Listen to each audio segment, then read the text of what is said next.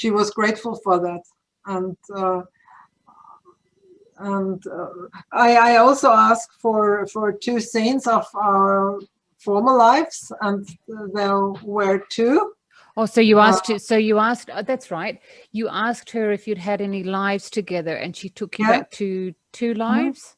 Yes. Yeah, okay. Right. So, yep, tell us about that. Because this was so amazing too, because I asked for that, and instantly I got a picture, and I got a date. So it was in 1812, and it was in Russia, and I got a picture of 2 siblings, 2 sisters, one 12 and the other 10, and I was the smaller one. And it was winter, it was very cold, and we had a lot of coats and scarves and mittens, and we were walking in a crowd across the field, and many people walking the same direction, but we didn't have parents. We were all on our own, just my sister and me. And it was the feeling, she is the only one I have, no one else in the world. And then I went to another scene. But in that one, sorry, I remember, and you sent me a picture that you found that was similar to what you were seeing there. And then afterwards, after our session, I looked it up, I googled it, what happened in Russia in 1812, and it was Napoleon conquering Russia exactly in this year. And then I found a lot of pictures which looked like the ones I had, crowds of people wandering from one town or one village to the other, because the French had conquered their village. So this was incredible, really. And yeah, the second. I remember you saying that you felt very safe with her. Excuse my dog snoring. I don't know if you can hear that or not, but she wakes me up at night anyway. Yeah, so the little one's snoring over there. But I remember you saying that that you felt so safe with her as your sister, and you were comfortable in this. It's sort of like all of you, right? And so it was only the 2 of us, and I had another scene afterwards where it was like in a hut, and there was open fire, and we did cook. There were others as well, but and it was warm, and there was food, and it was not cold, and still there was this safety that there is another person I can rely on. So this was one other scene, and I also got another one. Shall I? Wait, was it yes. Was it in the same life, or was this taking you back to another life again? But this was another lifetime. It was even further back. Just before you do, I do remember when you were in that shed with the food, you were really happy. And I said, why are you happy? And you said, because there's food. Yeah, because there is food and I'm not freezing. Yeah.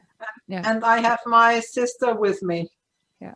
So these were the 3 aspects that brought happiness to me. Yeah, that's so incredible to bring through into this life.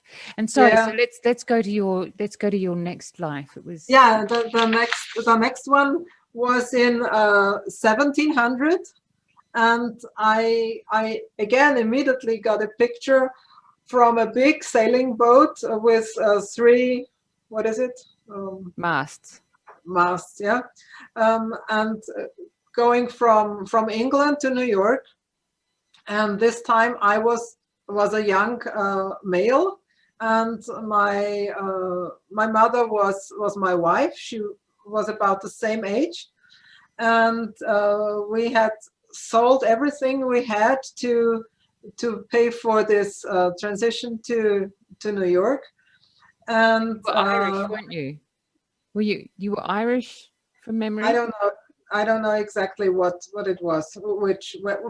If we came from London or from Dublin, I don't know. It was just from this part, from Europe, going over to New York, and so we hoped for a better life over there. And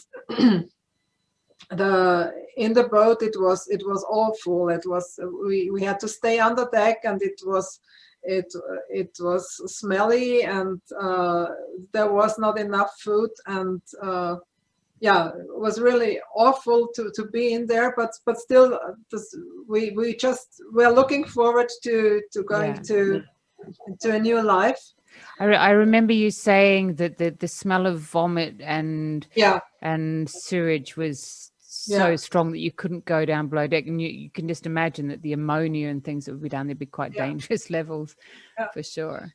It was, and then I got a picture from a couple of years later that we had a very small room in one of these huge buildings in New York, and it was really a tiny little apartment, only a room, not an apartment, with a bed and also with a small kitchen stuff. And again, it was feeling there is someone who loves you, so a love relationship, and there is food and a shelter. And I was carrying coals and supplying people with coal, and that's right. I remember you talking about your job there. Yes. And then you ask about children, and then I said, well, no, there are no children, because my wife, she died on typhus. That's right. Yes. And then again, I looked it up in Google and Wikipedia, and it says that in 1703 there was a pandemic of typhus in New York. Yeah. And so this was again a good validation. Yeah, absolutely, yeah.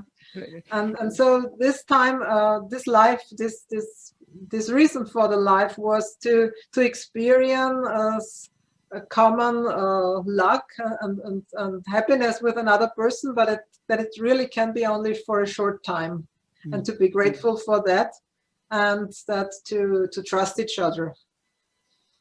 So that's right. Yeah, I remember each life we look at, we look at what you learned and what you can bring forward into this life.